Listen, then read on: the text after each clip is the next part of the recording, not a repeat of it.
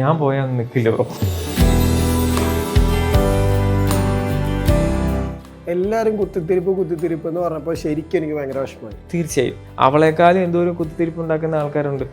ആദ്യമേ ആൾക്ക് വലിയ താല്പര്യം ഇല്ലായിരുന്നു, പോയി കഴിയുമ്പോൾ എങ്ങനെയാവും എന്താവും എന്നൊക്കെയുള്ള. ആള് തിരിച്ച് വരുമ്പം നെഗറ്റീവാണോ പോസിറ്റീവാണോ എന്തായിരിക്കും നമുക്ക് ഒരിക്കലും അറിയില്ലല്ലോ. പക്ഷെ ലൈഫ് സ്റ്റോറി പറഞ്ഞ എപ്പിസോഡ് മുതല് മൊത്തം സിനാറിയോ മാറി. ഇത് ഞാനല്ലാതെ ബാക്കി എൻ്റെ വീട്ടിലാണെങ്കിലും എൻ്റെ ബാക്കി കുടുംബത്തിലുള്ള ആൾക്കാർക്കൊക്കെ ഇത് മിക്കവാറും ഇപ്പോഴായിരിക്കും പറഞ്ഞിട്ടുള്ളത്. പിന്നീട് മാത്തൻ കരയുന്നുണ്ടായിരുന്നല്ലോ. ഇതൊന്നും അല്ല, ഇതിലും കൂടുതലുണ്ട്. പക്ഷെ ഞാൻ ഓർത്ത് അത് മൊത്തം ഇട്ട് കഴിഞ്ഞാൽ ശരിയാവില്ല. ശരിക്കും ലവ് സ്റ്റോറി ശരിക്കും എങ്ങനെയായിരുന്നു? അവർക്ക് ഒരു ഡോക്ടറെ കല്യാണം കഴിപ്പിക്കണമെന്നായിരുന്നു. ഒന്നാമത് സ്ഥിര വരുമാനവും ഇല്ല. അവരെൻ്റെ വീട്ടിലൊക്കെ ഒന്ന് വഴക്കൊക്കെ ഉണ്ടാക്കിയിരുന്നു. അവളുടെ കസിൻ എനിക്ക് അവളുടെ മാട്രിമോണി നോക്കോണ്ട് സ്വന്തം കാമുകിയുടെ മാട്രിമോണി ഞാൻ നോക്കുക. ആരെങ്കിലും റിക്വസ്റ്റ് ചെയ്യുന്നതിന്റെ അപ്പം ഡിലീറ്റ് ആക്കും. ഇവള് കള്ള ഡോക്ടറാ പഠിച്ചിട്ടിരിക്കണം. അല്ലെങ്കിൽ ആ പറഞ്ഞ ആളേക്ക് നമ്മൾ തെളിയിക്കേണ്ട കാര്യമൊന്നുമില്ലല്ലോ. വീട്ടിൽ ശരിക്കും എങ്ങനെയായിരുന്നു റിയാക്ഷൻ ബിഗ് ബോസ് പോവാന്ന് പറഞ്ഞപ്പോ? എനിക്ക് ഭയങ്കര ഫീൽ ചെയ്തു. കാരണം എന്താണെന്ന് വെച്ചാൽ ആള് പറഞ്ഞു നല്ല കുടുംബത്തിൽ പിറന്ന ആൾക്കാർ ആരും പോവില്ല എന്ന് പറഞ്ഞു. എനിക്ക് എപ്പോഴൊക്കെ ബ്രേക്ക് വരുന്ന ആ ടൈം ഫുള്ള് ഇന്ന് കണ്ടോണ്ടിരിക്കും. എന്താണ് കാണിക്കണേ, എന്താണ്. ഞാൻ ഇപ്പം പോലും ഭയങ്കര അഡിക്റ്റാ. സാറൊക്കെ പറഞ്ഞു ഇവന് ഭ്രാന്തെന്ന് പറഞ്ഞേ. ഇവന്മാര് തന്നെ ഒരു 10 അക്കൗണ്ട് ഒരാളുടെ പേര് തുടങ്ങി. മൊത്തം അങ്ങോട്ടും ഇങ്ങോട്ടും വീട്ടിലിരിക്കുന്ന ആൾക്കാരെയൊക്കെ വിളി ചീത്ത അത് തന്നെയാണ്. കുട്ടി കുറച്ച് നല്ലോണം പണിയെടുക്കുന്നുണ്ടല്ലോ പുറത്ത്. കാരണം അവൾക്ക് സപ്പോർട്ടായിട്ട് എനിക്കല്ലേ പറ്റത്തുള്ളൂ. റിയൽ ലൈഫ് ഭയങ്കര OCD ഉള്ള ആളാണ്. OCD അവളെക്കാളും കൂടുതലുള്ള ആള് ഞാനാ. ഈ ബാക്കിയുള്ള ഗെയിമേഴ്സിന് എങ്ങനെയാ വിലയിരുത്തുന്നത്? പിന്നെ കുറെ പേരൊക്കെ വെറുതെ ഇങ്ങനെ കശുവശിക്കാന്നൊക്കെ പറഞ്ഞ് ഉണ്ടാക്കുന്നുണ്ട്. അനീഷൊക്കെ നല്ല ഉണ്ടായിരുന്നു. അനീഷിനെ ആദ്യം നമുക്ക് കാണുന്നുണ്ടെന്ന് വെച്ചാൽ. Hi hello viewers, welcome to our show untold with Ajin. ഇന്ന് നമ്മുടെ കൂടെ കുറച്ച് അൺടോൾഡ് സ്റ്റോറീസ് പറയാനുള്ളത്. ബിഗ് ബോസ് ഹൗസിനുള്ളിൽ ബിന്നി പൊളിയാണെങ്കിൽ പുറത്ത് നൂബിൻ പൊളിച്ചുകൊണ്ടിരിക്കുകയാണ്. സോ അതിൻ്റെ കുറച്ച് വിശേഷങ്ങളുമായിട്ട് we have the one and only Noobin. So hi, belated wedding anniversary wishes. Thank you bro. ഒരാൾ അകത്തായിരുന്നു, ഒരാൾ പുറത്തായിരുന്നു. ശരിക്കും എങ്ങനെ ആദ്യമായിട്ടല്ലേ രണ്ടുപേരും ഒരുമിച്ച് സെലിബ്രേറ്റ് ചെയ്യാത്തൊരു വെഡിങ് ആനിവേഴ്സറി? അതെ. നമ്മളിപ്പം 3 വർഷമായി നമ്മുടെ മാരേജ് കഴിഞ്ഞിട്ട്. പക്ഷേ അവളകത്ത് ആഘോഷിച്ചു, ഞാൻ ഇവിടെ വീട്ടിൽ ആഘോഷിച്ചു. അപ്പം രണ്ടുപേരും ഇല്ലാത്തതിൻ്റെ ഒരു വിഷമമുണ്ട്. അപ്പം ഇപ്പോൾ ഇത് പ്രശ്നം എന്ന് വെച്ചാൽ ഇത് നമുക്ക് ലൈഫിൽ നിങ്ങൾക്ക് എല്ലാവർക്കും കിട്ടുന്ന ഒരു ഓപ്പർച്യൂണിറ്റി അല്ലല്ലോ. ഇത്രയും ആളുകളിൽ നിന്ന് ഇത്ര കുറച്ച് ആൾക്കാരെയല്ലേ സെലക്ട് ചെയ്യുന്നത്. അപ്പോൾ അവൾക്ക് ഇങ്ങനെ ഒരു നല്ലൊരു അവസരം കിട്ടിയപ്പം ഞാൻ വിചാരിച്ചു അടുത്ത വർഷം നമുക്ക് ആഘോഷിക്കാമല്ലോ. അങ്ങനെ അവർക്ക് സമാധാനം കിട്ടും. ശരിക്കും ഫസ്റ്റ് കോൾ തന്നെ എങ്ങനെയാ ബിഗ് ബോസിലേക്ക്? നിങ്ങൾക്ക് രണ്ടുപേർക്കും ഒരുമിച്ചാണോ തന്നെ? അല്ലല്ല, അവൾക്ക് വന്നതെന്ന് പറഞ്ഞു കഴിഞ്ഞാൽ അവള് ഏഷ്യാനെറ്റിലാണല്ലോ വർക്ക് ചെയ്തുകൊണ്ടിരുന്നത്. അപ്പോൾ ഏഷ്യാനെറ്റിലെ സീരിയൽ കഴിഞ്ഞ് കഴിഞ്ഞപ്പം അവർ ചാനലിൽ നിന്ന് അങ്ങനെ വിളിച്ചതാണ്. ചാനലിൽ നിന്നല്ല, ബിഗ് ബോസിന്റെ ആൾക്കാർ ഇങ്ങനെ വിളിച്ച് അങ്ങനെ പോയതാണ്. ആദ്യമേ ആൾക്ക് വലിയ താല്പര്യം ഇല്ലായിരുന്നു, പോയി കഴിയുമ്പോൾ എങ്ങനെയാവും എന്താവും എന്നൊക്കെയുള്ള. പിന്നെ ഞങ്ങൾ പറഞ്ഞു നീ പോയിട്ട് നമുക്ക് എന്താണെങ്കിലും എല്ലാവർക്കും കിട്ടുന്ന ചാൻസ് അല്ലല്ലോ, അപ്പം പോയി നന്നായിട്ട് വരാൻ പറഞ്ഞ് അങ്ങനെ വിട്ടതാണ്. ഞാൻ പോയാ നിൽക്കില്ല ബ്രോ. ശരിക്കും ഈ പറഞ്ഞ ബിഗ് ബോസിലേക്ക് പോകുന്ന പറയുമ്പോൾ ഭയങ്കര ഒരു ലൈഫ് ഡിസിഷൻ കൂടെ ആണല്ലോ. അതെ. കാരണം ആള് നമുക്ക് ഒന്നാമതൊന്നും അറിയില്ല. ആള് തിരിച്ചു വരുമ്പം നെഗറ്റീവാണോ പോസിറ്റീവാണോ എന്തായിരിക്കും നമുക്ക് ഒരിക്കലും അറിയില്ലല്ലോ. അപ്പൊ അതിന്റെ ഒരു ടെൻഷൻ ഉണ്ടായിരുന്നു. അപ്പൊ ഞാൻ ഓൾറെഡി അവളുടെ മമ്മിയോടും പറഞ്ഞു, എൻ്റെ വീട്ടിലുള്ള ആൾക്കാരോടും മമ്മിയോടും പപ്പയോടൊക്കെ പറഞ്ഞു, പുറമേന്ന് ചിലപ്പോൾ നല്ല നെഗറ്റീവ് വരും. ഈ ഫേസ്ബുക്കിലൊക്കെ കുറേ നെഗറ്റീവ് വരും. നിങ്ങൾ അതൊന്നും മൈൻഡ് ചെയ്യരുത്. അത് മൈൻഡ് ചെയ്താലും എന്നെ വിളിച്ച് പറയരുത്. കാരണം ഞാൻ ഇപ്പോഴാണ് ആദ്യമായിട്ട് ബിഗ് ബോസ് കാണുന്നത്. ഞാൻ ഈ രൂപം എന്നൊക്കെ പറഞ്ഞു കഴിഞ്ഞാൽ നമ്മൾ ഈ റീല് കാണത്തില്ല ഫേസ്ബുക്കിലൊക്കെ ഉള്ള, അത് മാത്രമേ ഞാൻ കണ്ടിട്ടുള്ളൂ. അപ്പം എനിക്ക് അതിനെപ്പറ്റി വലിയ എക്സ്പീരിയൻസ് ഇല്ല. അപ്പം എൻ്റെ ഫ്രണ്ട്സ് ഒക്കെ ഇതിന് മുമ്പ് പോയ ആൾക്കാരുണ്ട്. അപ്പം അവന്മാർ പറഞ്ഞു, എടാ ഇങ്ങനെ കുറേ സാധനങ്ങളൊക്കെ ഉണ്ടാവും, നീ അതൊന്നും ഓർത്ത് ടെൻഷൻ ആവണ്ട, വേറെ ആൾക്കാർ പറയുന്നൊന്നും നീ കേൾക്കണ്ട. എന്തെങ്കിലും പ്രശ്നങ്ങളൊക്കെ ഉണ്ടെങ്കിൽ നമ്മളോടൊന്ന് പറഞ്ഞാൽ മതി, അവർക്കറിയാലോ ഇതിന്റെ എക്സ്പീരിയൻസ് എങ്ങനെയാന്നുള്ളത്. അപ്പൊ ഞാൻ അങ്ങനെ കൂളായിട്ട് പോണു. ഇപ്പൊ പ്രശ്നങ്ങളൊന്നുമില്ല. ഈ നിങ്ങൾ രണ്ടുപേരും ഇപ്പൊ എപ്പോഴും ഒരുമിച്ചാണല്ലോ നിങ്ങൾ പുറത്തു പോകുന്നത് അങ്ങനെയൊക്കെ. ശരിക്കും ആ മിസ്സിംഗ് ഫീല് ശരിക്കും എങ്ങനെയാ? ഇപ്പൊ മിസ്സിംഗ് ഫീലിംഗ് എന്ന് പറഞ്ഞാൽ ബ്രോ, ഇപ്പൊ എനിക്ക് 2 വർക്കുള്ള കാരണം കണ്ടിന്യൂസ് വർക്കുണ്ട്. പിന്നെ ഞാൻ ലൊക്കേഷനിൽ പോയാൽ ഫുൾ ടൈം ലൈവാണ്. ഞാനത് എപ്പോഴും ഇങ്ങനെ കണ്ടോണ്ടിരിക്കുക. അപ്പൊ നമുക്ക് എന്താ സംഭവം എന്ന് വെച്ച് കഴിഞ്ഞാൽ അങ്ങനെ നമ്മുടെ ഇന്ന് ആളെ കണ്ടോണ്ടിരിക്കുക അല്ലേ. അപ്പൊ നമുക്കെന്ന് പറഞ്ഞാൽ അങ്ങനെ അങ്ങ് പോയി എന്നുള്ള ഫീലിങ്സ് ഒത്തിരി വരില്ല. കാരണം രാവിലെ നമ്മൾ ഇവിടുന്ന് എത്ര 6:30 പോകുന്നു, ഇവിടെ വരുമ്പോ 10:30 രാത്രി. അപ്പൊ ബാക്കി ടൈം ഫുള്ള് ഞാനിങ്ങനെ കണ്ടിരിക്കുക. പിന്നെ കുറെ നേരം എനിക്ക് എപ്പോഴൊക്കെ ബ്രേക്ക് വരുന്ന ആ ടൈം ഫുള്ള് ഇരുന്ന് കണ്ടോണ്ടിരിക്കും, എന്താണ് കാണിക്കണേ എന്താണ്. ഞാൻ ഇപ്പം മുതൽ ഭയങ്കര അഡിക്റ്റാ. സാറൊക്കെ പറഞ്ഞു ഇവന് ഭ്രാന്താന്ന് പറഞ്ഞേ. കാരണം ഷോട്ടൊക്കെ എടുക്കുമ്പോ പോക്കറ്റിലൊക്കെ വെച്ചിട്ട് വെക്കും. അപ്പൊ കുഞ്ഞു പോക്കറ്റിൽ നിന്ന് ഇങ്ങനെ കുഞ്ഞു കുഞ്ഞു സൗണ്ട് വരും അവര് സംസാരിക്കുന്നത്. അപ്പം പിന്നെ എന്നോട് അവർക്ക് മനസ്സിലായി ഞാൻ ഇത് ഇങ്ങനെ കണ്ടോണ്ടിരിക്കുകയെന്ന്. വൈഫാണല്ലോ, അപ്പൊ അത് കാരണം അവര് കുഴപ്പമില്ല എന്ന് പറഞ്ഞിട്ട്. ഈ ശരിക്കും പറയാലോ ഇപ്പൊ ഈ ആളുകൾക്ക് ഭയങ്കര ആയിട്ടുള്ള ഒരു ചോദ്യമായിരുന്നു, ഇപ്പൊ ബിന്നിനെ പോലെ ഒരാൾ പോയി കഴിഞ്ഞ് കഴിഞ്ഞാൽ നമ്മൾ എപ്പോഴും ബിന്നിനെ കാണുന്നത് ഭയങ്കര ഹാപ്പി ആയിട്ട്, എപ്പോഴും പ്ലസന്റ് ആയിട്ട്, ഇപ്പൊ ലൈഫ് നോക്കുമ്പോൾ ഭയങ്കര നോർമലായിട്ട് പോയിട്ടുള്ള ആളാണ്. അതായത് പഠിക്കുന്നു, ചൈനയിൽ പോകുന്നു, ഡോക്ടറാവുന്നു, തിരിച്ചു വരുന്നു, അഭിനയിക്കുന്നു, അങ്ങനെ. ശരിക്കും ബിന്നിക്ക് അവിടെ എന്ത് ലൈഫ് സ്റ്റോറി ഉണ്ടാവും, എന്ത് ലൈഫ് എക്സ്പീരിയൻസ് ഉണ്ടാവും എന്ന് കുറേ പേര് കയറുന്നതിനൊപ്പം തന്നെ ചോദിച്ചിട്ടുള്ള കാര്യമായിരുന്നു. പക്ഷെ ലൈഫ് സ്റ്റോറി പറഞ്ഞ എപ്പിസോഡ് മുതൽ മൊത്തം സിനാറിയോ മാറി. ശരിക്കും നൂബിന് എന്നാ ആദ്യമായിട്ട് ഈ ലൈഫ് സ്റ്റോറി കേൾക്കണേ? ഞാൻ ഓൾറെഡി നമ്മൾ റിലേഷൻ ആയിരുന്ന ടൈമിൽ എന്നോട് പറഞ്ഞതാണ്. പക്ഷെ ഇതെന്താന്ന് വെച്ച് കഴിഞ്ഞാൽ ഇത് ഞാനല്ലാതെ ബാക്കി എൻ്റെ വീട്ടിലാണെങ്കിലും എൻ്റെ ബാക്കി കുടുംബത്തിലുള്ള ആൾക്കാർക്കൊക്കെ ഇത് മിക്കവാറും ഇപ്പോഴായിരിക്കും പറഞ്ഞിട്ടുള്ളത്. പക്ഷെ എന്നോട് എൻ്റെ പപ്പായും മമ്മിയൊക്കെ ചോദിച്ചു, അല്ലാതെ ബാക്കി ഒരാളും ഇതിനെപ്പറ്റി ഇതുവരെ ചോദിച്ചിട്ട് പോലുമില്ല. കുറച്ച് ലൈക്കും കമന്റ് ഒക്കെ കിട്ടി, അത് മാത്രമേ ഉള്ളൂ.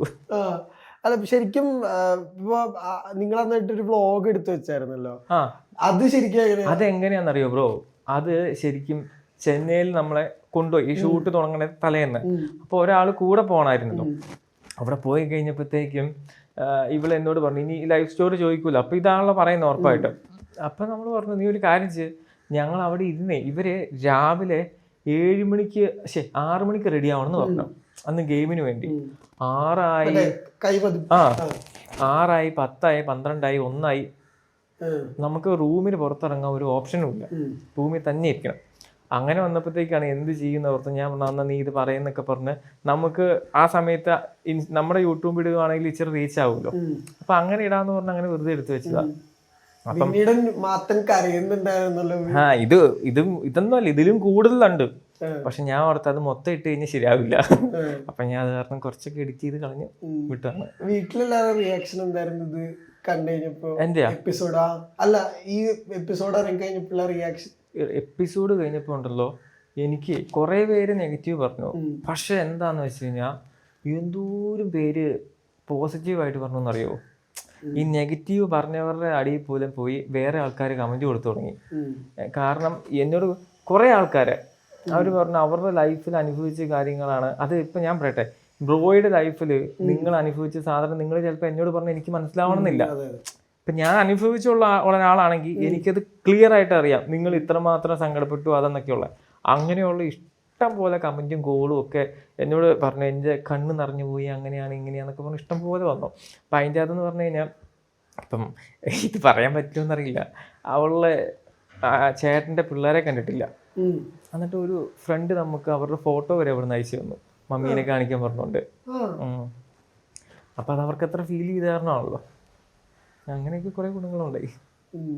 ഈ ബിന്നിയുടെ ഗെയിം എങ്ങനെയുണ്ട് ആസ് എ വ്യൂവർ വിലയിരുത്തുമ്പോൾ? ബിന്നിയുടെ ഗെയിമർ എന്ന് പറഞ്ഞാൽ അവള് ഒന്നാമത് അവിടെയുള്ള ആളുകളിൽ സൈസ് വെച്ച ആള് ഭയങ്കര കുഞ്ഞാണ്. പക്ഷെ അവൾ അത് വെച്ചിട്ട് അവൾക്ക് പറ്റുന്ന രീതിക്ക് മാക്സിമം ചെയ്യുന്നുണ്ട്. പിന്നെ എന്താന്ന് വെച്ച് കഴിഞ്ഞാൽ അവൾ വെറുതെ പോയി ഇങ്ങനെ ഒന്നാമത് ഞാൻ ഈ ബിഗ് ബോസ് കാണാൻ തുടങ്ങിയപ്പോൾ എനിക്ക് മനസ്സിലായെന്ന് പറഞ്ഞു കഴിഞ്ഞാൽ ഇവർ ഈ കണ്ടന്റിന് വേണ്ടി ഇപ്പൊ ബ്രോ എന്നെ ഇപ്പൊ ഇങ്ങനെ നോക്കിക്കൊണ്ടിരിക്കുമല്ലേ, നോക്കുമ്പോൾ ചോദിക്കും എന്തിനാണ് നോക്കുന്നത്, ഇത്രയേ ഉള്ളൂ. നമ്മൾ ലൈഫിൽ അടി ഉണ്ടാക്കാത്ത കാര്യത്തിനാണ് അവരവിടെ പോയി ഉടക്കുണ്ടാക്കണേ അല്ലേ? എനിക്കങ്ങനെ ഫീൽ ചെയ്തേക്കുന്നേ. അവിടുത്തെ എന്താ പറയുക, നമ്മള് കുഞ്ഞു കുഞ്ഞു കുഞ്ഞു കുഞ്ഞു കാര്യങ്ങൾക്ക് വേണ്ടി അടി ഉണ്ടാക്കും. അപ്പം അവൾ അങ്ങനെ അടി ഉണ്ടാക്കിയില്ലെന്നാണ് എൻ്റെ ഒരു വിശ്വാസം. അവൾ പറയാനുള്ള കാര്യങ്ങൾ സ്ട്രോങ് ആയിട്ട് പറയും, നന്നായിട്ട് മുഖത്ത് നോക്കി പറയുന്നുണ്ട്. അവൾ അത്യാവശ്യം മാന്യമായിട്ട് നല്ലപോലെ വേറെ വെറുപ്പിക്കാതെയൊക്കെ ഗെയിം കളിക്കുന്നുണ്ടെന്നാണ് എൻ്റെ ഒരു വിശ്വാസം. പിന്നെ എനിക്ക് ഹസ്ബൻഡ് ആകുമ്പോഴത്തേക്ക് അവർ ചെയ്യുന്ന കാണാൻ നമുക്ക് എല്ലാം പോസിറ്റീവ് ആയിട്ടല്ലേ തോന്നുള്ളൂ. എനിക്ക് അങ്ങനെയാണ് ഫീൽ ചെയ്യുന്നത്. ഈ ബിന്നിയാണ് ഹൗസിലെ ഏറ്റവും ഭയങ്കര ക്ലീൻ ആയിട്ട് എല്ലാ കാര്യങ്ങളും ഡീൽ ചെയ്യുന്ന ആളെന്ന് ഇങ്ങനെ എല്ലാരും പറഞ്ഞു. ശരിക്കും ഭയങ്കര റിയൽ ലൈഫ് ഭയങ്കര OCD ഉള്ള ആളാണ്. OCD അവളെക്കാളും കൂടുതലുള്ള ആള് ഞാനാണ്. ആ അപ്പൊ എന്താന്ന് വെച്ചാൽ അവള് ക്ലീൻ അല്ല, ഇപ്പം അവള് ചെയ്യുന്ന കാര്യങ്ങൾ വൃത്തിയായിരിക്കും. ഇപ്പം ഞാൻ പാത്രം ഒക്കെ കഴുകുമ്പോഴും ചിലപ്പോൾ അതിൻ്റെ അകത്ത് എന്തെങ്കിലുമൊക്കെ ഇതൊക്കെ ഉണ്ടെങ്കിൽ അവള് കഴുകുമ്പോൾ ഫുള്ള് ഇപ്പം ചൂടുവെള്ളത്തിലൊക്കെ ഇട്ടിട്ട് അവൾ വൃത്തിയാക്കുള്ളൂ. അപ്പം ഞാൻ കഴുകി വെച്ചേക്കണാണെങ്കിൽ നീ എന്താ കാണിച്ചേക്കണെന്ന് ചോദിച്ചാൽ അങ്ങനെ കഴിയും. പക്ഷെ അവളെക്കാളും എനിക്ക് ആവപ്പാടെ ഞാൻ ബിഗ് ബോസിൽ പോയി കഴിഞ്ഞാൽ എനിക്ക് പറ്റുന്ന സാധനങ്ങൾ ക്ലീനിങ്, കുക്കിംഗ്, അങ്ങനത്തെ സംഭവം. പക്ഷെ അടി ഉണ്ടാക്കുന്ന കാര്യത്തിൽ ഞാൻ വെക്കുന്നത് ചിലപ്പോൾ വയലന്റ് ആവും. അതുകൊണ്ടൊന്നും ബിന്നി കുക്ക് ചെയ്യോ ശരിക്കും റിയൽ ലൈഫ്? ബിന്നി കുക്ക് ചെയ്യും, പക്ഷെ എപ്പോഴും ഒന്നും കുക്ക് ചെയ്യില്ല. പിന്നെ ഞാൻ ഒത്തിരി അവളോട് പറയത്തുമില്ല കേട്ടോ. കാരണം അവരുടെ വർക്ക് എന്ന് പറഞ്ഞു കഴിയുമ്പം അത് ഫുള്ള് നൈറ്റ് ഷൂട്ടൊക്കെ പോകുമായിരുന്നു, 1 മണി 2 മണി വരെയൊക്കെ. അപ്പൊ അത് മാത്രമല്ല, നമ്മള് ആൺപിള്ളേർ പോലെയല്ല പെൺപിള്ളേർക്ക്. ഈ പെൺപിള്ളേർക്ക് എപ്പോഴും ഈ സാരി ഇതൊക്കെ മാറുകയും ചെയ്യണം. പിന്നെ സീരിയലാകുമ്പോഴത്തേക്കും കൂടുതൽ കരച്ചിലും സാധനങ്ങളൊക്കെയാ. അപ്പം എന്താന്ന് വെച്ച് കഴിഞ്ഞാൽ നമ്മള് മെന്റലി നമുക്കൊരു പ്രശ്നം വരും. ഈ കരയുമ്പോഴൊക്കെ നമ്മൾ ഫുള്ള് ടയേർഡായിപ്പോ അങ്ങനത്തെ സീക്വൻസ് ഒക്കെ ചെയ്ത് കഴിയുമ്പോഴത്തേക്ക്. അപ്പോൾ ഉറക്കോ ഇതൊന്നും ഇല്ലാതെ വരുമ്പോഴത്തേക്ക് എനിക്കറിയാം അവിടെ സ്ഥിരം നിൽക്കും. പിന്നെ എന്താന്ന് വെച്ചാൽ ആൾക്കാർ കാണുമ്പോൾ ഭയങ്കര അടിപൊളിയായിരിക്കും. അപ്പൊ ഈ വലിയ വീടും സംഭവമൊക്കെ ആയിരിക്കും. അവിടെ എന്ന് വെച്ച് കഴിഞ്ഞാൽ ഫാൻ പോലും ചിലപ്പോൾ ഇടാൻ പറ്റില്ല, സൗണ്ടിന്റെ അല്ല, ഈ ലൈറ്റ് അടിക്കുമ്പോൾ ഷെയ്ഡ് ആയിരിക്കും. അപ്പം അതൊന്ന് ഫ്ലിക്കറിങ് ഒക്കെ വരുമ്പം കാണുമ്പോൾ നൈസാണ്, നമ്മള് ഉരുകി പണ്ടാരം കിടക്കും. പക്ഷെ നമ്മുടെ വർക്കല്ല, നമുക്ക് വേറെ ഓപ്ഷൻ ഇല്ലല്ലോ. അപ്പം അങ്ങനെയൊക്കെ വരുമ്പോഴത്തേക്കും നമ്മൾ ഇവിടെ വരുമ്പോഴത്തേക്കും ഭയങ്കര ക്ഷീണമായിരിക്കും. അപ്പം മാക്സിമം ഞാനാണ് കൂടുതൽ ചെയ്യുന്നത്. ഈ ഹൗസിൽ എല്ലാവരും പറയുന്ന കാര്യമുണ്ടല്ലോ, ഭയങ്കരമായിട്ട് ക്രൂക്ക്ഡ് ആയിട്ട് ഗെയിം കളിക്കാൻ പറ്റുന്നുണ്ട്, അല്ലെങ്കിൽ as a gamer Bigg Boss house. അപ്പം പുറത്തുള്ളൊരു കമന്റ്, ബിഗ് ബോസിന് വേണ്ട ഒരു കറക്റ്റ് മീറ്റർ ബിന്നിക്ക് ഭയങ്കരമായിട്ട് അറിയാന്ന് പറയുന്നുണ്ട്. ശരിക്കും ആ ഒരു രീതിയിൽ ശരിക്കും എങ്ങനെ വിലയിരുത്തണേ? അവളത് അങ്ങനത്തെ കാര്യത്തിൽ ഭയങ്കര കറക്റ്റാ. ഇപ്പൊ എന്താന്ന് വെച്ച് കഴിഞ്ഞാൽ ഇപ്പം ഞാനാണെങ്കിൽ ഇപ്പൊ എക്സാമ്പിൾ ആണ്, നമ്മളിപ്പം എന്തെങ്കിലുമൊക്കെ ഞാൻ ചെലവാക്കുമ്പോൾ ഞാൻ കൂടുതൽ ചെലവാക്കുന്ന ഒരാളാണ്. പക്ഷെ അവൾ അങ്ങനത്തെ കാര്യങ്ങൾ അവൾ കറക്റ്റാ. നമ്മൾ ഈ പ്രാവശ്യം ഇത്ര നാൾ ഇങ്ങനെ പുറത്തു പോയി, ഇനി അങ്ങനെ പാടില്ല, എല്ലാത്തിനും ഓരോരോ പ്ലാനിങ് ഉണ്ട്. അതാ പണ്ട് മുതലേ ഹോസ്റ്റലിൽ നിന്ന് പഠിച്ചതാണല്ലോ. അപ്പം അതിൻ്റെതായ കുറേ ഗുണങ്ങളുണ്ട്. ഈ അതിൻ്റെ അകത്ത് ശരിക്കും ഉണ്ടല്ലോ, അവളുടെ മാരേജ് നടക്കുമ്പോൾ അവൾ ആ വീഡിയോക്കകത്ത് പറഞ്ഞു, ശരിക്കും അവളുടെ വെഡ്ഡിങ്ങിന് ഡ്രസ്സ് എടുക്കാൻ എനിക്ക് ഷൂട്ടാ, അപ്പം മമ്മീനെ ഞാൻ കൊണ്ടുള്ളൂ, പക്ഷെ അവള് മാത്രമേ ഉള്ളൂ. സാധാരണ ഒരു വെഡ്ഡിങ്ങിന് പോകുമ്പം കല്യാണ സാരി അതും ഇതെന്നൊക്കെ പറഞ്ഞാൽ എത്ര പേര് കാണും? കുറെ ആൾക്കാർ. ഇത് കല്യാണത്തിന് അവള് മാത്രമേ ഉള്ളൂ. അവളുടെ കല്യാണത്തിനുള്ള ഫുഡ് കേറ്ററിങ്ങിന് കൊടുക്കാൻ അവളുടെ അനിയനെയും കൂട്ടിക്കൊണ്ട് പോയി ഒരു സ്ഥലത്ത് പോയി അതിട്ട് അങ്ങനെയാണ് അവൾ ഫുള്ള് മറ്റേ സ്റ്റേജ് കൊടുത്തത്. എല്ലാ സാധനവും ഇവള് തന്നെയാണ് എല്ലാ കാര്യങ്ങളും ചെയ്തേക്കുന്നത് മൊത്തം. ഇപ്പൊ സ്വർണം എടുക്കാൻ വന്നപ്പോഴാണെങ്കിൽ പോലും അത് തന്നെ ആ ഏറ്റവും ദിവസത്തെ കല്യാണം അവള് തന്നെ നടത്തിയത്. അപ്പൊ അവൾക്ക് അതിന്റെ ഈ തന്നെ ഇത്ര നാള് വന്നതിന്റെ ഒരു സംഭവമുണ്ട്. ശരിക്കും നൂബിനെ വെച്ച് നോക്കുമ്പോ കുറച്ചുകൂടെ ഈ പറഞ്ഞ കുറെ കാര്യങ്ങളിൽ ഭയങ്കര അത് അവളോ, കാരണം എന്ന് വെച്ചാൽ അവൾ അതങ്ങനെ ചെയ്തു വന്ന ഒരാളാണല്ലോ. അങ്ങനെ കുറെ ഇതുണ്ട്. ഈ ശരിക്കും ഇപ്പൊ ഗീതാകുന്ന് കഴിഞ്ഞു ഭയങ്കര ഹിറ്റായിട്ട് നിൽക്കുന്ന ഒരു ടൈം കൂടെ ആണല്ലോ ശരിക്കും. അപ്പൊ ആളുകൾക്ക് ഭയങ്കര, അതായത് അപ്കമിങ് ആയിട്ട് കുറെ സീരിയലുകളിൽ നിന്ന് ഓഫർ ഉണ്ടാവും, അല്ലെങ്കിൽ സിനിമ പ്ലാനുകൾ. സീരിയൽ കുറെ വന്നായിരുന്നു. അതെന്താന്ന് വെച്ചാ ഈ കൂടുതലും കോൾ എനിക്കാണ് വരുന്നത്. ഇപ്പൊ എന്നെ വിളിക്കുമ്പം ഞാൻ പ്രൊഡക്ഷൻ കൺട്രോളറാണേ. അപ്പോഴത്തേക്കും ഞാൻ പറയട്ടാ, അതെ വൈഫ് ഫ്രീ ആണോ, ഞാൻ എനിക്കാന്ന് വിചാരിച്ചിട്ടായിരിക്കും ഞാൻ ഫോൺ എടുക്കുന്നത്. പക്ഷെ അവൾക്ക് ഒത്തിരി വർക്ക് വന്നായിരുന്നു. ഈ ഇപ്പൊ നോർമലി നല്ല ഹിറ്റായിട്ട് നിൽക്കുന്ന ഒരു സീരിയലൊക്കെ ആണെങ്കിൽ അത് തീരുമ്പോഴത്തേക്കും ഇഷ്ടംപോലെ കോള് വരും. അപ്പൊ അങ്ങനെ അന്നേരമാണ് നമുക്ക് ഇത് വന്ന് നിൽക്കുന്നത്. അപ്പൊ അതൊരു ഭയങ്കര ഡിസിഷൻ മേക്കിംഗ് അല്ലേ, ഇതില് വേണോ അതില്. അപ്പൊ ഞങ്ങളൊരു അവൾക്ക് ശരിക്കും മൂവി ചെയ്യണമെന്നാണ് ആഗ്രഹം. അപ്പൊ നമ്മൾ വീണ്ടും സീരിയൽ തന്നെ എടുത്തോണ്ടിരുന്നു കഴിഞ്ഞാൽ മൂവിയിലേക്കുള്ള പോക്ക് ഭയങ്കര പാടായിരിക്കും. അപ്പൊ നമ്മൾ ഓർത്തു ഇതാകുമ്പോഴത്തേക്കും കുറച്ചുകൂടി ആൾക്കാർ കൂടുതൽ അറിയും, മൂവിയിലേക്ക് വരാൻ കുറച്ചുകൂടി ചാൻസ് ഇതിനേക്കാളും കൂടുതൽ ബിഗ് ബോസ് ആണ്. അപ്പം ഇത് തന്നെ നമുക്ക് നോക്കാന്ന് ഓർത്ത് അങ്ങനെ പ്ലാൻ ചെയ്തതാണ്. ഈ ഗീതു ടാഗ് ബ്രേക്ക് ചെയ്യാന്നുള്ള പരിപാടി ഉണ്ടായിരുന്നു, ആ ഒരു പ്ലാൻ ഉണ്ടായിരുന്നു ശരിക്കും? അങ്ങനെയൊന്നും വലിയ പ്ലാൻ ചെയ്തൊന്നുമില്ല. അവൾക്ക് അവിടെ ചെല്ലുമ്പോഴേ അവളുടെ ആഗ്രഹം ഇതാണ് ലാലേട്ടനോടൊന്ന് പറയണം. മീൻസ് ലാലേട്ടന്റെ എപ്പിസോഡ് കൂടുതൽ ആൾക്കാരും കാണുമല്ലോ. അപ്പൊ അവളോട് ചോദിച്ചത് ഇങ്ങനെ പറഞ്ഞു, എനിക്ക് മൂവിയാണ് താല്പര്യം. അങ്ങനെ ഈ ബാക്കിയുള്ള ഗെയിമേഴ്സിന് എങ്ങനെയാ വിലയിരുത്തുന്നത്? ബാക്കിയുള്ള ഗെയിമേഴ്സ് എനിക്ക് അത്യാവശ്യം എല്ലാവരും തന്നെ ഭയങ്കര, പിന്നെ കുറെ പേരൊക്കെ വെറുതെ ഇങ്ങനെ കശവശിക്കാന്നൊക്കെ പറഞ്ഞ് ഉണ്ടാക്കുന്നുണ്ട്. അനീഷൊക്കെ നല്ല ഉണ്ടായിരുന്നു. അനീഷിനെ ആദ്യം നമുക്ക് കാണുമ്പോൾ എന്താന്ന് വെച്ചാൽ ഫസ്റ്റ് വീക്ക് കാണുമ്പോൾ ഇയാൾ എന്ത് മനുഷ്യനാണെന്ന് നമുക്ക് ചിന്തിക്കും. അത് കഴിഞ്ഞപ്പോ പുള്ളി ഇപ്പം നൈസായിട്ട് ഇച്ചിരിയൊക്കെ ഒതുങ്ങി നല്ലപോലെ ചെയ്യുന്നു. ആരെയും അറിയില്ല. ശരിക്കും ഇതിൻ്റെ എനിക്ക് തോന്നുന്നേ ഇതിൽ വന്ന എല്ലാരും ഈ ബിഗ് ബോസ് കണ്ടുപഠിച്ച ഒരാളായിരിക്കും. പക്ഷെ ഇവള് ഇതുവരെ എനിക്ക് തോന്നുന്നു ഒരാഴ്ച പോലും എപ്പിസോഡ് കണ്ടിട്ടില്ല. ഒരു 6-7 ദിവസത്തെ എപ്പിസോഡിൽ കൂടുതൽ അവൾ ഇതുവരെ കണ്ടിട്ടില്ല. കാരണം എന്താണെന്നറിയോ, നമ്മള് ഇത് പോകുന്നതിന് മുമ്പ് കുറെ പ്രമോഷനും സാധനങ്ങളും എല്ലാം പിടിച്ചു. പിന്നെ ഏതാണ്ട് ഒരു വെബ് സീരീസ് 2 അപ്പൊ അത് ഒരെണ്ണം 5 ദിവസം ഉണ്ടായിരുന്നു. അങ്ങനെ വന്നിട്ട് ഇവര് പിന്നെ ആദ്യം കോസ്റ്റ്യൂമൊക്കെ നമ്മളോട് പറഞ്ഞ 2 വീക്സിലേക്കുള്ള എടുക്കാനായിരുന്നു പറഞ്ഞത് ബിഗ് ബോസിൽ നിന്ന്. അവര് പെട്ടെന്ന് വിളിച്ചിട്ട് പറഞ്ഞു 100 ദിവസത്തേക്കുള്ള വേണമെന്ന്. ഇത് നമ്മൾ എങ്ങനെ എടുക്കാനാ? അപ്പൊ അങ്ങനെ എല്ലാം പോയി ഓരോരോ സംഭവങ്ങളും, പിന്നെ ഇവർക്ക് കുറെ സാധനങ്ങൾ വേണല്ലോ, ചെരുപ്പ് അത് ഇതെന്നൊക്കെ പറഞ്ഞിട്ട് ഇതെല്ലാം കുന്നുകൂട്ടി എടുത്തിട്ട് പോയതാ. ഇപ്പൊ അവിടെ ഒന്നും യൂസ് ചെയ്യാൻ പറ്റുന്നില്ല. ശരിക്കും ഈ കോസ്റ്റ്യൂം ഒരു ഭയങ്കര പണി തന്നെയായിരുന്നില്ല. ബ്രോ, നമ്മൾ എവിടെയൊക്കെ പോയാ കോസ്റ്റ്യൂം എടുത്തെന്നറിയാവോ? കാരണം ഭയങ്കര എമൗണ്ടിന്റെ നല്ല പറഞ്ഞു. നമ്മൾ ഓർത്തു ചില വെറൈറ്റി വേണമല്ലോ, അല്ലെങ്കിൽ എല്ലാരും ഇങ്ങനെ സ്റ്റുഡിയോ മാക്സ് അങ്ങനെയൊക്കെ പോയ സ്ഥലങ്ങളിൽ പോകുമ്പോൾ നമ്മൾ ഒന്നാമത് എടുത്തു കഴിയുമ്പോൾ അവിടെ നിന്ന് തന്നെ പുറത്തിറങ്ങുമ്പോൾ 5 പേര് അതെട്ടുണ്ടായിരിക്കും. അപ്പൊ എന്തെങ്കിലും വെറൈറ്റി ഒക്കെ വേണമല്ലോ എന്നൊക്കെ പറഞ്ഞ് നമ്മൾ പ്ലാൻ ചെയ്ത് എടുത്താ, പക്ഷെ ഒരു കാര്യമില്ല, എല്ലാവർക്കും പണി കിട്ടിയല്ലോ. ഞാൻ ഓർത്ത് ഈ ഔട്ടായ ആൾക്കാരോ അവരെടുത്തല്ല, അത് അവർക്ക് ഒരെണ്ണം പോലും യൂസ് ചെയ്യാൻ പറ്റിയില്ലല്ലോ. ഒന്നും പറ്റിയില്ല, ആകെ കുറച്ച് പേർക്കല്ലേ ഉള്ളൂ. അങ്ങനെ അത് കാരണം ഈ ശരിക്കും പറഞ്ഞാൽ ഇപ്പൊ ഭയങ്കരമായിട്ട് ആളുകൾ പ്രതീക്ഷിക്കുന്ന ഒരു കാര്യമുണ്ട് ബിഗ് ബോസിൽ. എപ്പോഴും ഭയങ്കര ഹൈ ഇന്റൻസ് ഫൈറ്റുകൾ ചെയ്യണം, അല്ലെങ്കിൽ ഭയങ്കര അടി ഉണ്ടാക്കണം, ഭയങ്കര ലൗഡായിരിക്കണം. ശരിക്കും നിങ്ങൾ രണ്ടുപേരും ഭയങ്കര ലൗഡ്നെസ് ആഗ്രഹിക്കുന്ന ആളുകളാണ്? അത്രയ്ക്കൊന്നുമില്ല. കാരണം അങ്ങനെ ഇപ്പൊ ഞാൻ പറയട്ടെ, ഇപ്പൊ എനിക്ക് വേണമെങ്കിൽ വെറുതെ പോയിട്ട് എന്തെങ്കിലും ഒരു കാരണത്തിന് വേണ്ടി സൗണ്ട് ഉണ്ടാക്കത്തില്ലേ, വലിയ കാര്യമൊന്നുമില്ല. ബ്രോയ്ക്ക് വേണമെങ്കിൽ ഞാൻ ഇവിടുന്ന് ചിന്തിച്ചിട്ട് പോവാ, ഞാൻ അവിടെ പോയി ഫുള്ള് ഇങ്ങനെ അലമുണ്ടാക്കും വിചാരിച്ച് നമുക്ക് നിസ്സാര കാര്യം മതി. പക്ഷെ അതിലെന്താ ഒരു കാര്യമുള്ളേ? നമ്മൾ മാന്യമായിട്ട് ആവശ്യമുള്ള കാര്യങ്ങൾക്ക് നമ്മൾ അടി ഉണ്ടാക്കുക, അല്ലെങ്കിൽ പറയാനുള്ള കാര്യങ്ങൾ പറയുക. അല്ലാതെ എല്ലാ കാര്യത്തിനും ആവശ്യമില്ലാത്തതും നമ്മൾ ലൈഫിൽ ഇല്ലാത്ത ഇതെല്ലാം ആൾക്കാർ പുറമേ കണ്ടോണ്ടിരിക്കുമല്ലേ.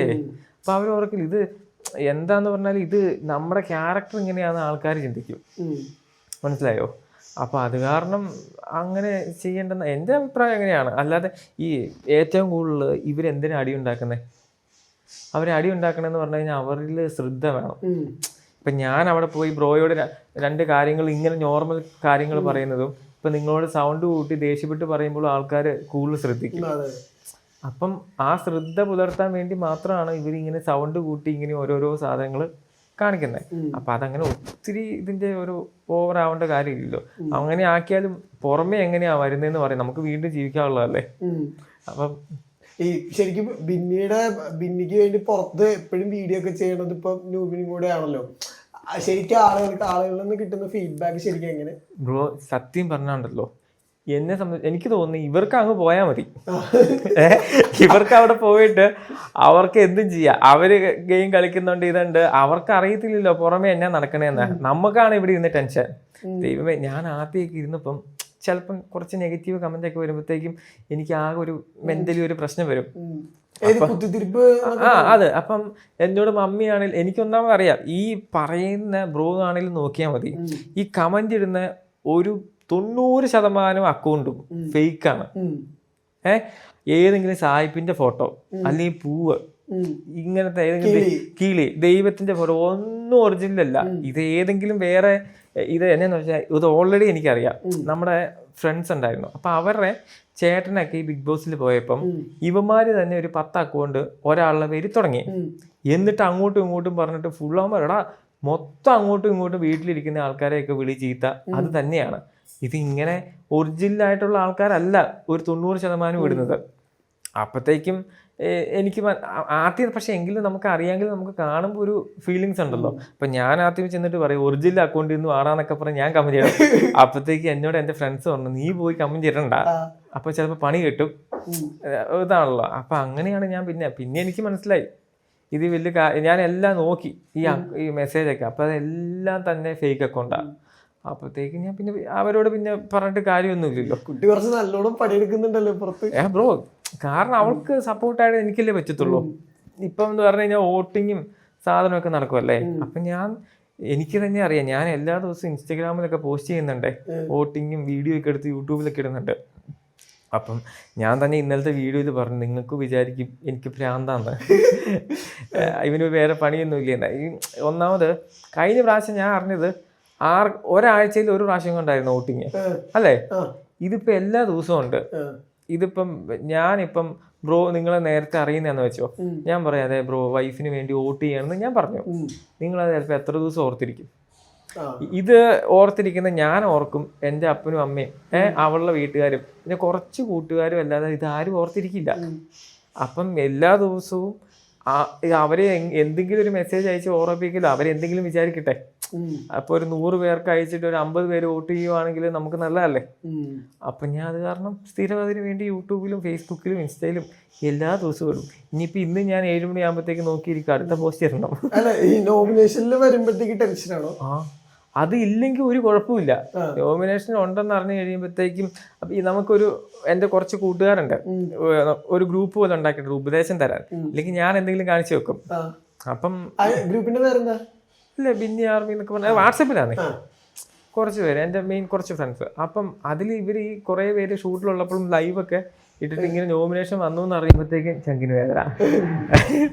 അപ്പം അങ്ങനെയാണ്. അപ്പം പിന്നെയെന്ന് വെച്ചാൽ എൻ്റെ വീട്ടിലാണെങ്കിലും അവളുടെ വീട്ടിലും ഭയങ്കര സപ്പോർട്ടാണ്. കാരണം ഇവര് ഫുള്ള് പുറത്തിറങ്ങി അറിയാവുന്ന ആൾക്കാരെ കൊണ്ടൊക്കെ വോട്ട് ചെയ്യിപ്പിക്കും, മാക്സിമം ചെയ്യും. അല്ലെങ്കിൽ ഇപ്പം നമ്മൾ അവരോട് പറയാമെന്ന് വെച്ചോ, വോട്ട് ചെയ്യണേ, ശരി ചെയ്തേക്കാം, ശരി ചെയ്തേക്കാന്ന് പറഞ്ഞാൽ ആ വഴിക്ക് പോയാൽ ചിലപ്പോൾ പിന്നെ ചെയ്യില്ല. ഇവരത് കാരണം ഇരുന്ന് ഹോട്ട്സ്റ്റാർ ഇല്ലാത്ത ആൾക്കാരെ ഇന്ന് ഹോട്ട്സ്റ്റാർ. ഇന്നലേക്ക് മമ്മി ഹോസ്പിറ്റലിൽ പോയപ്പോൾ ഓട്ടോക്കാരൻ ചേട്ടനോട് ചേട്ടാ വോട്ട് ചെയ്യും. അപ്പം പുള്ളി പറഞ്ഞു നമ്മളൊന്നും ചെയ്യാറൊന്നുമില്ല. അപ്പത്തേക്കും അവസാനം നിങ്ങൾക്ക് മോൾക്ക് വേണ്ടിയില്ല എന്ന് പറഞ്ഞ് പുള്ളി മൊബൈൽ കൊടുത്തു, ഡൗൺലോഡ് ചെയ്ത് വോട്ട് ചെയ്തു. അപ്പൊ അവളുടെ മമ്മിയാണെങ്കിലും അതെ. ഇങ്ങനെ എല്ലാരും മാക്സിമം. വീട്ടിൽ ശരിക്കും എങ്ങനെയായിരുന്നു റിയാക്ഷൻ ബിഗ് ബോസിൽ പോവാന്ന് പറഞ്ഞപ്പോ? ബിഗ് ബോസിൽ ആദ്യം കേട്ട് കഴിഞ്ഞപ്പോഴത്തേക്ക് ഇവരുടെ മനസ്സിൽ ഫുൾ അടിയും ചീത്തയും മാത്രമല്ലേ ഉള്ളൂ. ഇവരാണേലും ഇത് കണ്ടിട്ടില്ലല്ലോ. ഇവര് കാണുമ്പോ അയ്യോ അപ്പൊ പപ്പായ അവരൊക്കെ ഓർത്ത് ഇത് ഫുള്ള് ചീത്ത ചെയ്തല്ലേ, വഴക്കുണ്ടാക്കാൻ വേണ്ടി എന്നുള്ള. ഇത് അറിയില്ലാത്ത ആൾക്കാർക്ക് അങ്ങനെ പറയുള്ളൂ, ഇത് ഭയങ്കര മോശമാന്നൊക്കെ ഉള്ളത്. അപ്പം പിന്നെ അവർക്ക് പിന്നെ കുറച്ച് കഴിഞ്ഞപ്പോഴത്തേക്ക് അവര് കുഴപ്പമില്ലായിരുന്നു. ഇതിപ്പം കുറെ ആൾക്കാർക്ക് കുറെ കാഴ്ചപ്പാടുകളുണ്ട്. ഇപ്പൊ എനിക്ക് എക്സാമ്പിൾ പറയാം, ഞാൻ പേരൊന്നും പറയില്ല, എൻ്റെ കൂടെ വർക്ക് ചെയ്യുന്ന ഒരാളാണ്. എനിക്ക് ഭയങ്കര ഫീൽ ചെയ്തു. കാരണം എന്താണെന്ന് വെച്ചാൽ ഇങ്ങനെ സ്വാഭാവികമായിട്ട് എൻ്റെ വൈഫ് ഇത് കിട്ടിയെന്ന് പറയുമ്പോൾ എനിക്കൊരു സന്തോഷമുണ്ടല്ലോ. അപ്പൊ നമ്മളിങ്ങനെ പറഞ്ഞപ്പോഴത്തേക്കും ആള് പറഞ്ഞു നല്ല കുടുംബത്തിൽ പിറന്ന ആൾക്കാരും പോവില്ല എന്ന് പറഞ്ഞു. അപ്പൊ ഞാൻ അങ്ങനെ പെട്ടെന്ന് വയലന്റ് ആവില്ല. ഞാൻ പറഞ്ഞെന്ന് വെച്ചാൽ എനിക്കിങ്ങനെ ദേഷ്യം വന്ന അവസാനം എൻ്റെ പൊട്ടും. അത് വരെ ഞാൻ ഇങ്ങനെ. അപ്പൊ ഇങ്ങനെ പറഞ്ഞപ്പോഴത്തേക്ക് അപ്പൊ സെറ്റിൽ പറഞ്ഞാൽ ചേച്ചി എന്ത് വർത്താനം പറഞ്ഞെന്ന് ആൾക്കാർ പറഞ്ഞേ. അപ്പൊ എന്നോട് പറഞ്ഞു നിന്റെ വൈഫിനെ അല്ല ഞാൻ പറഞ്ഞത്, ബാക്കി ആൾക്കാരെയാ. എനിക്ക് കുറെ നേരം കഴിഞ്ഞപ്പോഴേ അപ്പൊ കുറെ പുള്ളിക്കാരി പിന്നെ വിടില്ല, ഇത് തന്നെ പറഞ്ഞിട്ടിരിക്കുക. അപ്പം എന്നിട്ട് ഞാൻ അവസാനം എനിക്ക് എൻ്റെ ക്ഷമ നശിച്ചു. അപ്പം ഞാൻ പുള്ളിക്കാരി പറഞ്ഞു ചേച്ചിയുടെ മോളാ ഇങ്ങനത്തെ ഒരു പ്രോഗ്രാമിന് പോയെങ്കിൽ ഞാൻ വന്നിട്ട് ഞാൻ പറയാം നല്ല കുടുംബത്തിൽ ഉള്ള ആൾക്കാർ ഇതിന് പോവില്ല എന്ന് പറഞ്ഞ ചേച്ചി എന്ത് പറയുമെന്ന് വെച്ചു. അപ്പൊ പുള്ളിക്കാരത്തേക്ക് പിന്നെ ഉരുണ്ട് കളിക്കണല്ലോ.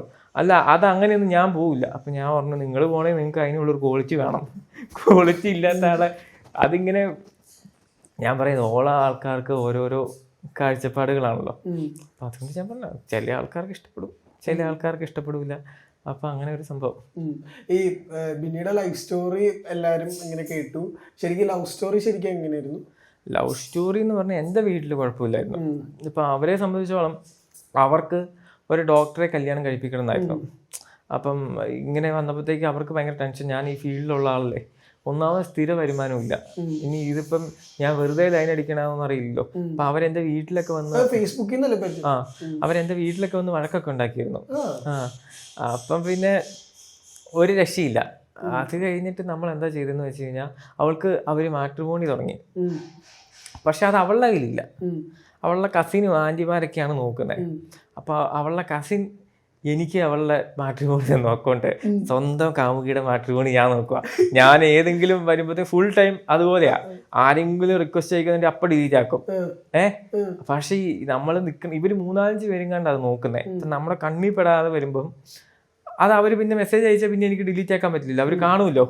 അപ്പൊ അവര് കണ്ടു കഴിയുമ്പോഴത്തേക്കും ഈ കസിൻ മുഖാന്തരം എങ്ങനെയെങ്കിലും അവരുടെ നമ്പർ നമ്മൾ കണ്ടുപിടിക്കും. എന്നിട്ട് വിളിച്ചു പറയും നടക്കൂല, ഇത് റിലേഷൻ ഉണ്ടെന്നുള്ള കാര്യം. അപ്പൊ അവര് തന്നെ പറയും. അപ്പം അവർക്ക് കാരണം ഇവരുടെ വീട്ടുകാർ കുറെ പേര് പുറത്തുണ്ട്. UK അവിടെ നിന്നൊക്കെ വെഡിങ് ഇത് അവിടെ നിന്നൊക്കെ വന്നായിരുന്നു, പ്രപ്പോസൽ വന്നു. അപ്പം സ്വാഭാവികമായിട്ട് അവരതല്ലേ നോക്കത്തുള്ളൂ. അപ്പൊ പിന്നെ ഇവർക്ക് അതൊരു രക്ഷയില്ലാതായി. അപ്പത്തേക്ക് ഞങ്ങൾ ഒരു പ്രാവശ്യം മമ്മി എനിക്കൊന്ന് കാണണം, ഒന്ന് സംസാരിക്കാനായിട്ട്. അപ്പം ഞാനും ഇവളും മമ്മി അവളുടെ കസിനുമായിട്ട് നമ്മൾ എറണാകുളം പോയി കുറച്ചു നേരമൊക്കെ വർത്താനം പറഞ്ഞപ്പോഴത്തേക്കും ഫോട്ടോ എടുക്കാന്ന് പറഞ്ഞു. അപ്പൊ എനിക്കറിയില്ലല്ലോ, ഇത് ആദ്യമായിട്ട് കാണുക, എന്താ പറയണേ നമുക്കൊരു പ്രതികരണവും ഇല്ല. ഇപ്പൊ കുറെ നേരം വർത്താനമൊക്കെ പറഞ്ഞു. ഫോട്ടോ എടുക്കാന്ന് പറഞ്ഞപ്പോഴത്തേക്കും മമ്മി പറഞ്ഞു നിങ്ങളിരിക്കും, ഞാൻ എടുത്തു തരാന്ന് പറഞ്ഞു. അപ്പൊ എന്റെയും അവളുടെ ഫോട്ടോ അവളുടെ മമ്മി എടുത്തു തന്നു ഫസ്റ്റ് ദിവസം. അത് കഴിഞ്ഞ് കുറച്ചു നേരം കഴിഞ്ഞ് ഭക്ഷണം കഴിക്കാനായിട്ട് ഞങ്ങൾ ഏതോ ഒരു ഹോട്ടലിൽ കയറിയപ്പം ബൊഫയാണേ, ലുലുല. അപ്പം പാരങ്ങനെ എന്തോ അവിടെ ചെന്നപ്പോഴത്തേക്കും മമ്മി ഈ ഏതോ ഉണക്കമീനിന്റെ ചെമ്മീൻ ഉണ്ടായിരുന്നു. ചെമ്മീൻ എടുത്തിട്ട് എനിക്ക് കൊണ്ടുവന്നു, ഇത് കഴിച്ചു നോക്കി, ഭയങ്കര ടേസ്റ്റാ. അപ്പത്തേക്ക് ഞങ്ങള് അതല്ല പ്രതീക്ഷിച്ച് നല്ല ആയിട്ട് ചീത്ത പറയും എന്തെങ്കിലുമൊക്കെ പറയുന്ന ഓർത്ത് ഞങ്ങളിരുന്നേ. പക്ഷെ അവിടെ ചെന്നപ്പോഴത്തേക്കും മാറി. ആള് എനിക്ക് കറി എടുത്തു തരുന്നു, ഫോട്ടോ എടുത്തു തരുന്നു. അന്ന് തന്നെ ഓക്കെ. പിന്നെ അവരുടെ ഫാമിലിയിൽ കുറച്ച് പേര് അല്ലാതെയും സപ്പോർട്ട് ഉണ്ടായിരുന്നു. അപ്പൊ അവര് അങ്കിളുമാരൊക്കെ ഞങ്ങളോട് പറഞ്ഞിട്ടുണ്ടായിരുന്നു നിങ്ങളൊന്നും പേടിക്കൊന്നും വേണ്ട, നമ്മളല്ലെങ്കിൽ ഞങ്ങളുണ്ട്. എങ്കിലും അവളെ സംബന്ധിച്ചുള്ള അവര് വീട്ടുകാർ ഓക്കെ പറയാതെ വരില്ല. വീട്ടുകാർ ഓക്കെ പറഞ്ഞേ ഉള്ളൂ, ഇല്ലെങ്കിൽ കെട്ടില്ല, അങ്ങനെ നിൽക്കുമെന്ന് പറഞ്ഞു. അപ്പം ഇവളെ വീട്ടിൽ ചീത്തയൊക്കെ പറയുന്നേ അവളും അറിയാതെ മൊബൈലൊക്കെ ഓൺ ആക്കിയിട്ട് ഞാനും കൂടെ കേൾക്കട്ടെ എന്ന് പറഞ്ഞു, നീ മാത്രം അവിടെ സൂചിച്ചിരിക്കട്ടെ എന്ന് പറഞ്ഞ് അവൾ കേൾപ്പിച്ചിട്ടൊക്കെ ഉണ്ട്. അപ്പം അപ്പത്തേക്കും അങ്ങനെ വന്നപ്പോഴത്തേക്കും അവര് പിന്നെ എല്ലാരും കൂടി നടത്തി കല്യാണം കഴിച്ചു. ഫസ്റ്റ് എന്നപ്പോ പറയണേ എങ്ങനെ കല്യാണം കഴിക്കാൻ താല്പര്യമുണ്ട് എന്ന് വീട്ടുകാരോട് പറയണ അത് പൊക്കിയതാണ് വാട്സപ്പ്. പക്ഷേ അവളുടെ ഫേസ്ബുക്കിലെ മെസ്സേജ് അവര് കണ്ടതാ. അങ്ങനെ പൊക്കി കഴിഞ്ഞപ്പോഴത്തേക്കും പിന്നെ പറഞ്ഞതല്ല, തന്നെ അവര് നോക്കി. അല്ല ഇപ്പൊ ശരിക്കും ഈ സ്റ്റോറി ബിന്നിയുടെ സ്റ്റോറിയിൽ ഒരു ആന്റി ഉണ്ടല്ലോ, ആന്റി ഇപ്പോഴുണ്ടോ? ഉണ്ട്. ആ ആന്റി അവിടെ ഭയങ്കര ഭൂലോകലം ഉണ്ടാക്കുന്നുണ്ടെന്നാണ് ഞാൻ അറിഞ്ഞത്. അവിടെ ഭയങ്കര പ്രശ്നം ഉണ്ടാക്കുന്നുണ്ടെന്നാണ് ഞാൻ അറിഞ്ഞത്. സീനായി. പക്ഷെ കുഴപ്പമൊന്നുമില്ല. അതാ ഇതൊന്നുമല്ല ആന്റിക്ക് വേറെ ഉണ്ട്, കുറെ കാര്യങ്ങളുണ്ട്. പക്ഷെ അതൊന്നും നമുക്ക് പറയാൻ പറ്റില്ല. അതുകൊണ്ടാണ് ഞാൻ പറയാത്ത. കാരണം ആന്റി ഇത് ഇച്ചിരി ടെററാണ്. അതെ ശരിക്കും. പിന്നെ പിന്നീട് സ്റ്റോറി തന്നെ പറയണ്ടല്ലോ, ആന്റി പിന്നെ ഡോക്ടറൊക്കെ ആയിക്കഴിഞ്ഞപ്പോ കുറച്ചൊന്ന് സോഫ്റ്റ് ആയി. ഈ കല്യാണമൊക്കെ ഇപ്പൊ പിന്നെ സെറ്റായോ? ഇല്ല, അവരുമായിട്ട് ഇപ്പോഴും കണക്ഷൻ ഇല്ല. അവരാ കല്യാണത്തിന്റെ സമയത്തെ ഉടക്കാണ്. അവരാ ഫുൾ ഉടക്കം. ഇവരുടെ ഒരു കുറച്ച് പേരുമായിട്ട് അവർ ഓൾറെഡി ഉടക്കാണ്. അപ്പം ഞാൻ കേൾക്കുമ്പോൾ മുതലേ പുള്ളിക്കാരത്തി ഇങ്ങനെയാന്ന് പറഞ്ഞുകൊണ്ടാണ് കേൾക്കുന്നത്. അപ്പം ഞാൻ ഇതുവരെ കണ്ടിട്ടൊന്നുമില്ല. കണ്ടിട്ടില്ലേ? അപ്പം എനിക്കിങ്ങനെ പറഞ്ഞുള്ള അറിവുകൾ മാത്രമേ ഉള്ളൂ. കാണുന്നുണ്ടായിരിക്കും ഉറപ്പായിട്ട്. ഇവളുടെ സ്റ്റോറിയെ കാണുമ്പോൾ ചീത്ത പറയാനായിട്ടാണെങ്കിൽ അവർ കാണുമല്ലോ. ഒരു കാര്യം കൂടി പറയാൻ കേട്ടോ, എന്താന്ന് വെച്ചാൽ അതിൻ്റെ കുറേ സംഭവം പറഞ്ഞതാണ്. ഏതൊക്കെയോ ആൾക്കാർ പറഞ്ഞു ഇവള് കള്ള ഡോക്ടറാ, പഠിച്ചിട്ടില്ലെന്ന്. അവള് നല്ലപോലെ അന്തസ്സായിട്ട് ചൈനയിൽ പോയിട്ടാണെങ്കിലും അവിടുന്ന് പഠിച്ച് പാസ്സായി ട്രിവാൻഡ്രത്ത് വന്നിട്ട് നമ്മുടെ ഒരു സ്ഥലം ഞാൻ പറഞ്ഞു, നമ്മുടെ KSRTCന്റെ അടുത്ത് അവിടെ ഒരു ഹോസ്പിറ്റലുണ്ട്, അതിൻ്റെ അവിടെ ഒരു കോച്ചിങ് സെന്റർ ഉണ്ട്. അവിടെ പോയി അത് ഫസ്റ്റ് ഇതിൽ തന്നെ പാസ്സായതാ. അപ്പം ഞാൻ അവളുടെ സർട്ടിഫിക്കറ്റ് ഒക്കെ ഇതിൻ്റെ അകത്ത് കാണിക്കുന്ന മറ്റേ മോശമാണല്ലോ. പക്ഷെ അതിനെനിക്ക് ഭയങ്കര വിഷമം വന്നൊരു സാധനമാണ്. ഒരാൾ പഠിച്ച സാധനമൊക്കെ ഈ വേറെ ആൾക്കാർ. അതിന്റെ ഒരു ഫേസ്ബുക്ക് പോസ്റ്റ് ഉണ്ടായിരുന്നു, അതായത് ചൈനയിൽ പഠിച്ചു കഴിഞ്ഞാൽ നാട്ടിലെ പരീക്ഷ ഭയങ്കര പാടാണ്, അതിന് പറ്റാത്തതുകൊണ്ടാണ് സിനിമ അഭിനയിക്കാൻ വന്നത്. എന്താണ് ബ്രോ ഇത് പഠിച്ച് പാസ്സാവാത്ത എല്ലാവരും സിനിമയിലും സീരിയലും കയറുവാണോ? അന്ന് ആ പറഞ്ഞ വ്യക്തി ഒരു സീരിയലിൽ കയറി കാണിക്കട്ടെ. എല്ലാവർക്കും എളുപ്പമുള്ള കാര്യമാണെങ്കിൽ ഈ കരയുക പിടിക്കുക എന്നൊക്കെ പറഞ്ഞു കഴിഞ്ഞാൽ അത്ര എളുപ്പമുള്ള പരിപാടിയൊന്നും അല്ലല്ലോ. ഞാൻ ഭയങ്കര ആർട്ടിസ്റ്റാന്നല്ലേ പറഞ്ഞത്, പക്ഷെ അങ്ങനെ കിട്ടാൻ പാടല്ലേ ബ്രോ. അങ്ങനെയാണെങ്കിൽ ഏത് ജോലിയും എല്ലാ ജോലിക്കും അതിൻ്റെതായ പാടും ഇതൊക്കെയുണ്ട്. അപ്പൊ അതുകൊണ്ടുണ്ടല്ലോ അവളത് കാരണം ഈ പറഞ്ഞ ആളാണെങ്കിൽ അവൾ അന്തസ്സായിട്ട് ജയിച്ച ഒരാളാണ്. സർട്ടിഫിക്കറ്റ് കാണിക്കാൻ പറ്റാത്തതുകൊണ്ട് മാത്രമാണ്. അതെ, അല്ലെങ്കിൽ ആ പറഞ്ഞ ആളേക്ക് നമ്മൾ തെളിയിക്കേണ്ട കാര്യമൊന്നുമില്ലല്ലോ, അല്ലേ?